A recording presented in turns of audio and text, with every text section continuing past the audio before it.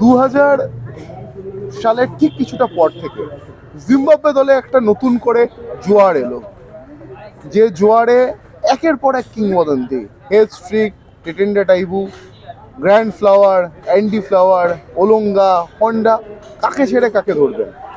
সেই জিম্বাবুয়ে ক্রিকেটের দুনিয়ায় আজকে অনেকটাই নিচে নেমে গিয়েছে।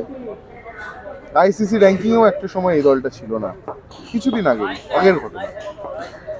তবে জিম্বাবুয়ে ক্রিকেট কিন্তু আন্তর্জাতিক ক্রিকেটকে একের পর এক তারকা উপহার দিয়েছেন। আজকে সেই কিংবদন্তি জিম্বাবুয়ে দলের উইকেট রক্ষক টেটেন্ডা টাইবু আমাদের মধ্যে উপস্থিত। Tatenda, welcome to sports screen and welcome to India. Thank you. It's good to be here. After so many years you are in this country, in this part of Asia. Yeah. How is it feeling? Well, I enjoy every time I come to India. I enjoy it. Kolkata is very dear to me because obviously I played for KKR, and not too many years ago. I think it must have been 2 years ago.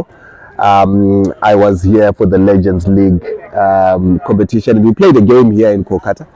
So Kolkata, has got a special place for me. That I really do love the fish here, and also I love my biryani here. So you said about the two most important things that people of Kolkata used to eat, that is called biryani and there's a fish. Have you ever ate hilsha?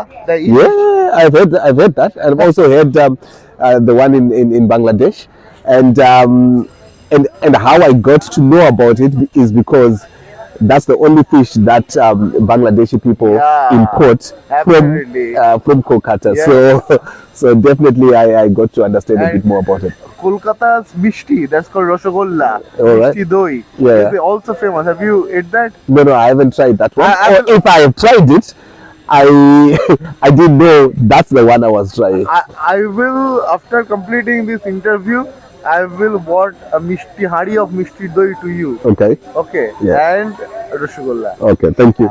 Now Tetenda is doing coaching in Papua New Guinea. Yes. How your job is going on? Because we have seen that you qualified the team, the little team in the World Cup. Yes, How yes. this team is going on and how his job is working? I have really enjoyed my time in Papua New Guinea. The moment I set foot in Papua New Guinea, the players just accepted me and liked me. And that helps in a team environment because you've got your new ideas which are different to the old coach. But as soon as I got there, they were able to accept the way I did things. I was honest about the way I do things, and I told them how I am as a person, and they've seen consistency in how I do things. So because of that, we're able to get results quite easily. And right now, obviously, you've mentioned that we qualified for the World Cup. We played the World Cup, the T20 World Cup, and right now we are joined first for the first stage of the qualifiers for the 50 over. So we're the second stage goes on, and then if we continue on the same path that we are, we'll go on to the third stage, and then hopefully we'll qualify for the 50 over as well. I can remember you in 2012, if I'm not wrong. You said goodbye to cricket, and one thing has been spread all over the world about the news that Tetenda is motivating himself and he is now devoted to work for God, work for church. Yes. What's the story? So it's quite interesting. When it came out, it was the first news that was published, and obviously all the other media outlets took that story and they ran all over the world with it. What happened was, I was at a point in my life where I was asking myself life questions, and I'm sure everyone gets through that stage at some point in time. And my character is such that when I do something, I go 100%. So the life question that I had was, what then? I needed to settle the question, what then? I was playing well. As you mentioned, I was at the height of my career, and I would play a game, score 100 or score whatever I've scored, won a game or lost a game. Then I would be sitting in my lounge in the morning with my wife and talking about the game or the previous day. And then at the back of my mind was a question, what then? Then I thought, well, I started preparing for the next game. Then I thought, yes, that game is going to come. It's going to pass. What then? Then I started thinking about other great players that have played before. And I thought, their careers are done. They finished playing. At some point, the body will stop doing what it's able to do now. What then? So for me, I couldn't get a settling answer in my head. And I needed to find something that will settle that question that was in my head. And I thought the best way that I'll be able to find this question is, the answer to this question is spiritual. So I went on a spiritual journey.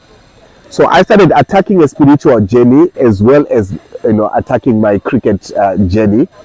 And like I said, my character is such that I cannot do two things at the same time going at 100%. So one had to go. I had to either forget about this question and wanting to find this answer, or cricket had to go. So when I had a meeting with the managing director, I told him, this is what's happening with me, and I'm just telling you the truth as it is, unadulterated. It's just the way it is. Then he says, I understand you, Tatenda, but how do we tell the world this? How can the world accept that you are leaving cricket? You've been one of the great in Zimbabwe. Right now, you've hit the peak of your career. People are actually expecting more from you now, and you are playing well. So how would the world understand this? So I said, well, that is not my job to get them to understand. That's now up to you to make them understand what I have told you. So I think he thought the best way is to say, well, I'm starting a church, or I've become a priest, and that the world will understand. Actually, Because, yes.